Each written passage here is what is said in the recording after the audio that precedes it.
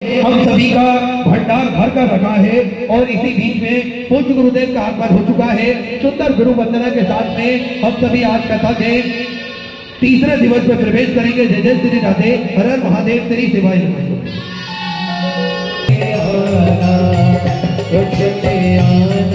गुरु जी चले आना, चले आना, गुरु जी चले आना।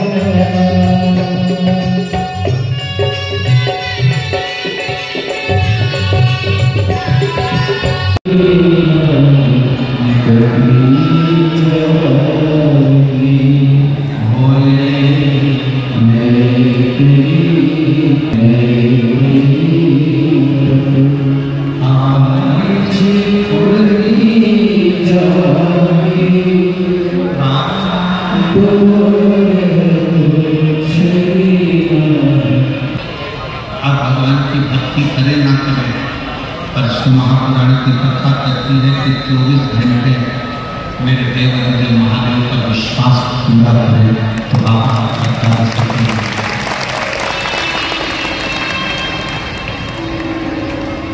24 घंटे विश्वास शिव पर होना।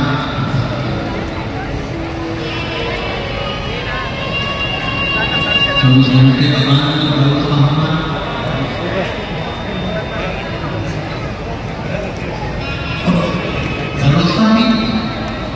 थोड़ा वक्त है, भरोसा भी पूर्ण, विश्वास भी पूर्ण, भरोसा भी पूर्ण।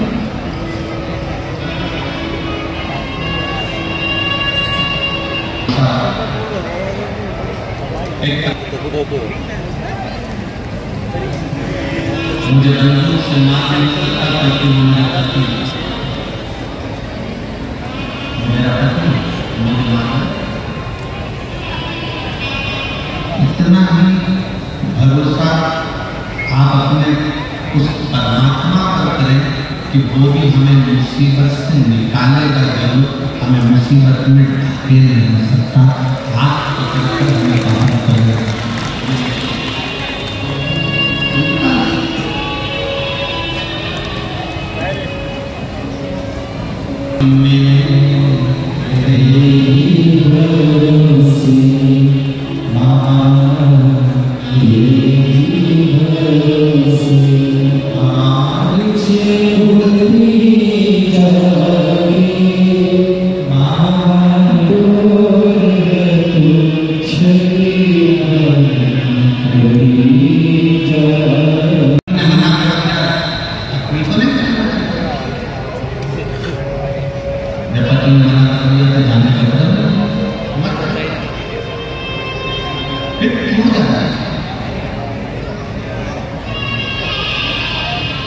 सती मैया ने देवर्षि नारद जी से कहा, नारद जी मेरे पति ने काम है तो जलाकर भस्म कर दिया। काम तो जल गया पर अहंकार व्यक्ति के भीतर भर गया।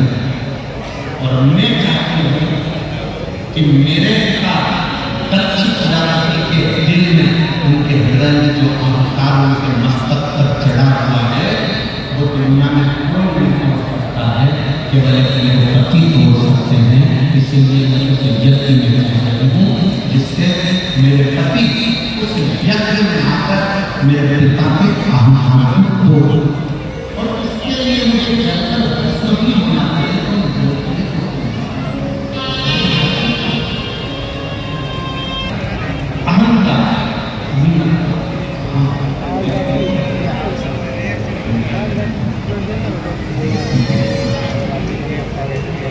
शरीर में जितनी ऊर्जा है भगवान की कृपा ऐसी हो जाए कि वो ज्यादा ऊर्जा है और आप उससे ज्यादा कमा। पर एक निवेदन,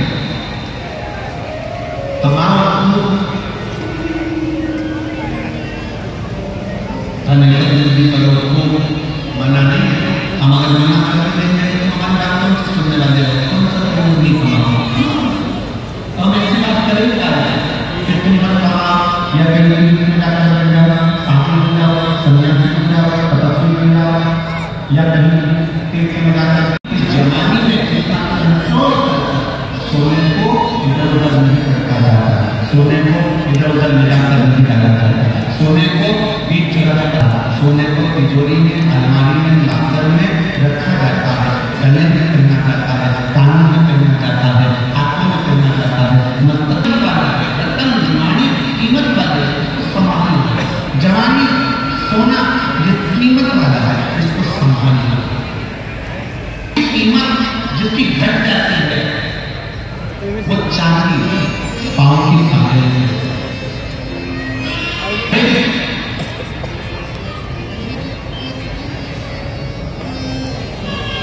घटती है,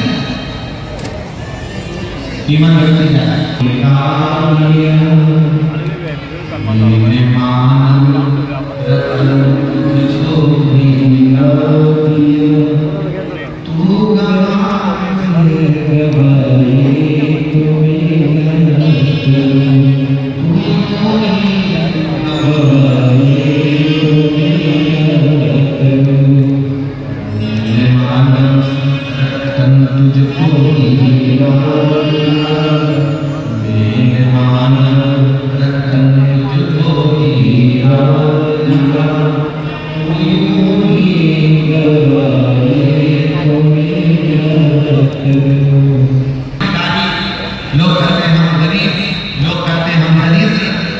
महापुराण की कथा करती है, मेरा अंतर जिसको भी पृथ्वी पर जन्म देता है अभी उसको भिखारी बना करके नहीं करता, उसको करोड़पति बना करके देता है।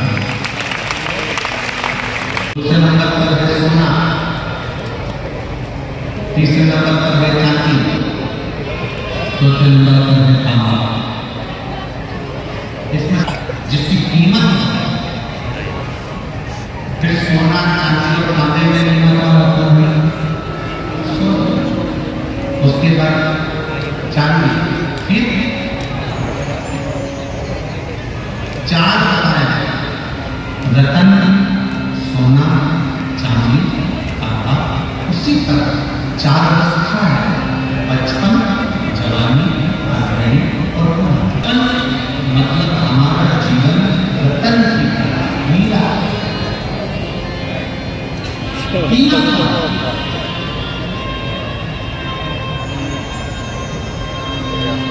एक बचपन की कीमत किसमें है? संत नामदेव जी महाराज 4 वर्ष की अवस्था में सत्संग में लगे थे, संतारा 6 वर्ष की अवस्था में सत्संग में, 5 वर्ष की अवस्था में मीराबाई 5 वर्ष की अवस्था में सत्संग में लगी, करुणाबाई 6 वर्ष की अवस्था में सत्संग में लगी। एक बाल्य अवस्था में सत्संग किया गया वो रतन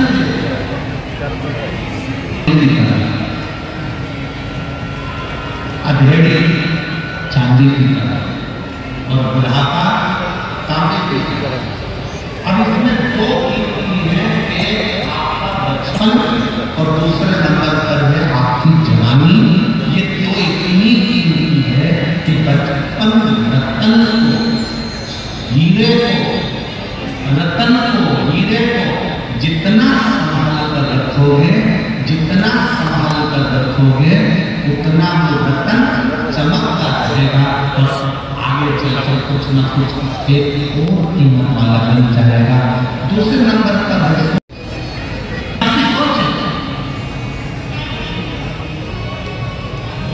जिस दिन 10 रुपए हैं और उस 10 रुपए में से 1 रुपया निकाल कर तुम किसी भूखे को अगर भोजन करा देते हो, एक बिस्कुट भी खिला देते हो, समझ लेना वो तुम गरीब नहीं हो, सेठों से भी बड़े सेठ हो, क्योंकि तुमने किसी को दिया।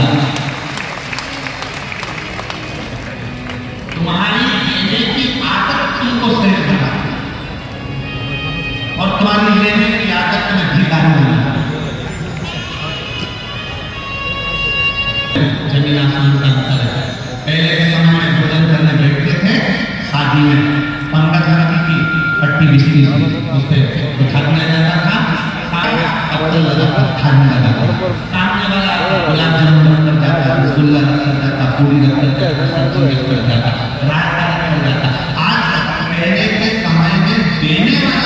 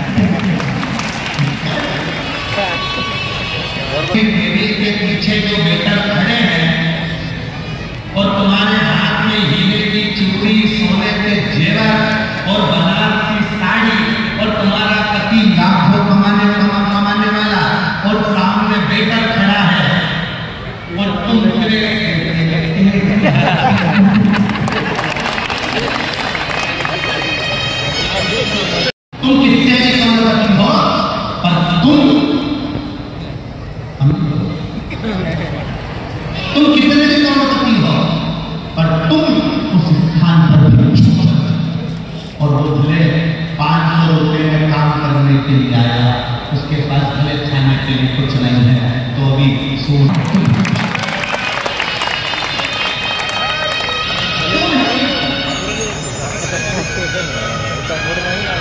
मेरा परमात्मा किसी को भिखारी बनाकर नहीं पैदा करता, मेरा परमात्मा किसी को भिक्षुक बनाकर पैदा नहीं करता।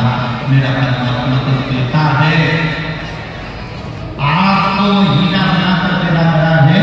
मेरे परमात्मा ने आपको संसार में ऐसा पैदा करा है कि आप अपनी कीमत से जान रहे हो तो तुम्हारे जीवन के साथ कर सकते हैं।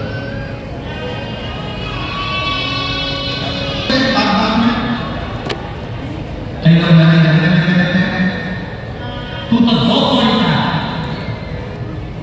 किसी को लड़ाई में कह दिया तू 2 कौड़ी का है, और वो जो व्यक्ति है वो ले गया तुमने मुझे 2 कौड़ी का। अरे भगवान को धन्यवाद देना कि बारे प्रभु इसकी निगाह में 100 कौड़ी के लोगों को छोड़कर उसने 2 कौड़ी वाले को देखा। 100 हम 2 कौड़ी के व्यक्ति को तो देखा, मतलब इसकी दृष्टि में मैं 2 कौड़ी का हूं, तो परमात्मा तेरी दृष्टि में तो मैं 100 कौड़ी का हूं। ये निश्चित है, निश्चित है।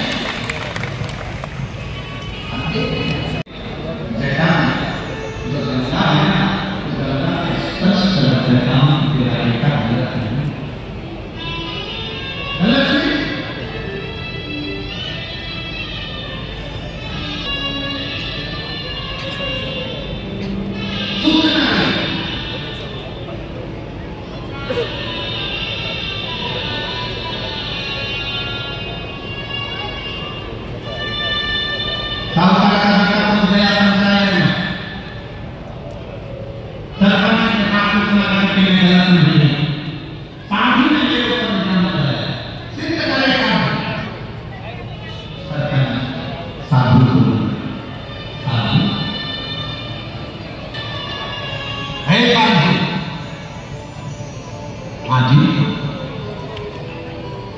तुमने साहूकार के लड़के को जो बोला वो सत्य है क्या?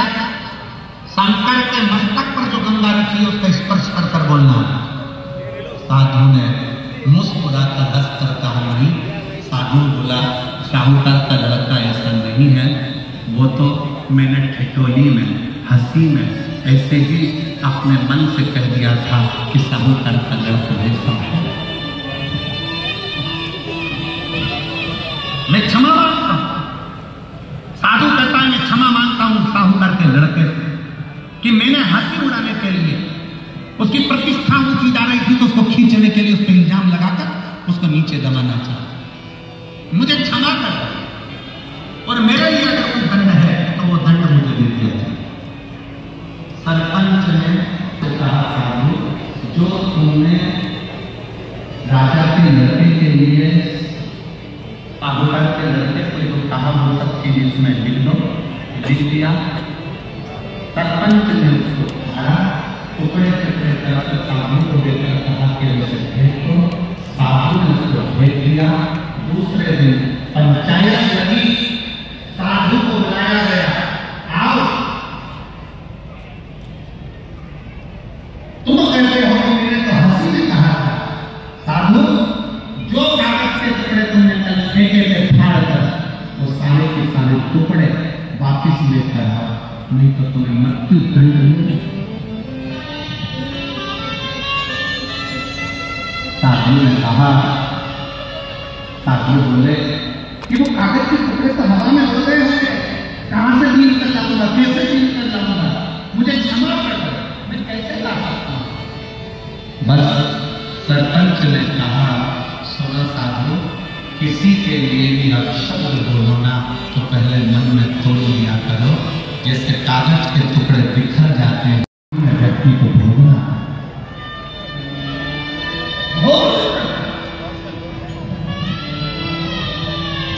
अपनी जिह्वा से किसी को बदनाम करने से पहले, अपनी जिह्वा से किसी के लिए अपशब्द कहने से पहले, अपनी जिह्वा से किसी को आड़ा टेढ़ा कहने से पहले विचार करना कि मैं किसी के जीवन के साथ खिलवाड़ तो नहीं कर रहा। अपने मोहल्ले की लड़की, अपने मोहल्ले का लड़का, अपनी सोसाइटी की लड़की, अपने सोसाइटी का लड़का, अपनी कॉलोनी की लड़की, निकालने लगा और हम विचार गलत बना रहे थे। कोई ने बात करी, विचार गलत आ गया। किसी की बहू ने बात करी, विचार गलत आ गया। किसी के लड़के ने बात करी, विचार गलत आ गया। और हमने 4 लोगों में जाकर कह दिया और धीरे धीरे धीरे धीरे वो पूरे नगर में, पूरे मोहल्ले में फैलता चले गया। लोगों के मन में गलत सोच आती चली, गलत विचार आते चले।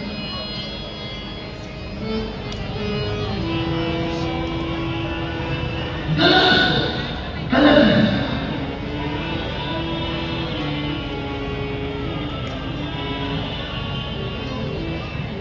अपनी बुद्धि को श्रेष्ठ बनाने का प्रयास करें।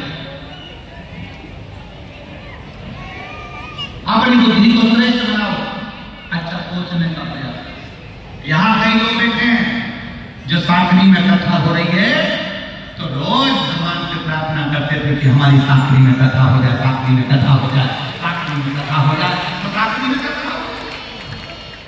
और कई लोग ऐसे भी बैठे होंगे जो मन में सोच रहे होंगे इतना कथा हो रही होगी, इतने सारे जजमान बने होंगे, इतना ऐसा हुआ होगा, वैसा हुआ होगा।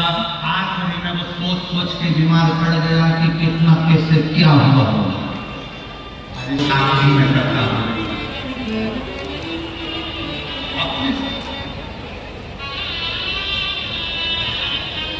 कभी विचार करना, पूरे शिव पुराण को पढ़ना और शिव पुराण के साथ में स्कंद पुराण, नर्मदा पुराण, लिंग पुराण, नारद पुराण, ब्रह्म पुराण सबका अध्ययन करो और हमें निकाल कर बताना कि दक्ष प्रजापति और भगवान शंकर का द्वेष क्या था, विवाद क्या था, जो दक्ष प्रजापति ने शंकर जी का इतना अपमान कर दिया। विवाद क्या था? विवाद कुछ भी नहीं था, केवल एक चंद्र को काया का रोग हुआ। चंद्र रोते हुए शंकर जी की भक्ति में लग गए और सती माता ने कह दिया शंकर जी से ये चंद्र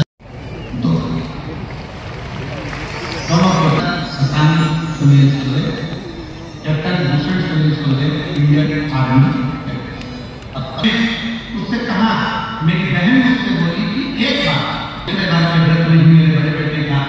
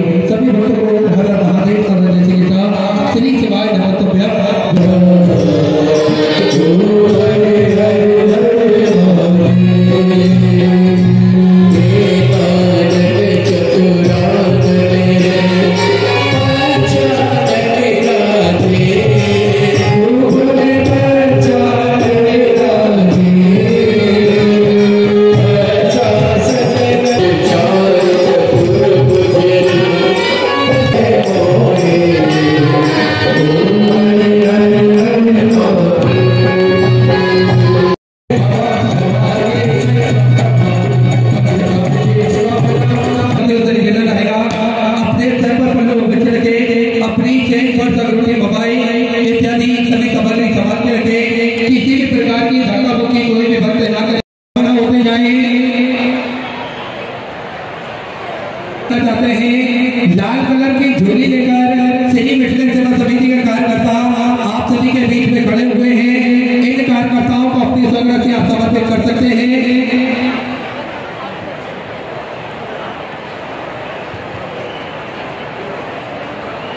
किसी भी प्रकार की धक्का मुक्की कोई भी भक्त ना करे।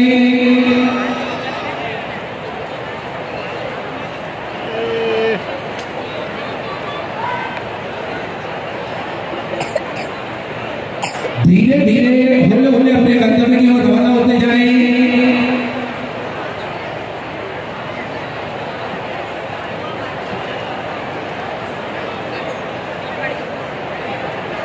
समिति का दान कार्यालय बना हुआ है और दान कार्यालय में अपनी स्वग्रह से आप समर्पित कर सकते हैं और बढ़ते जाएं।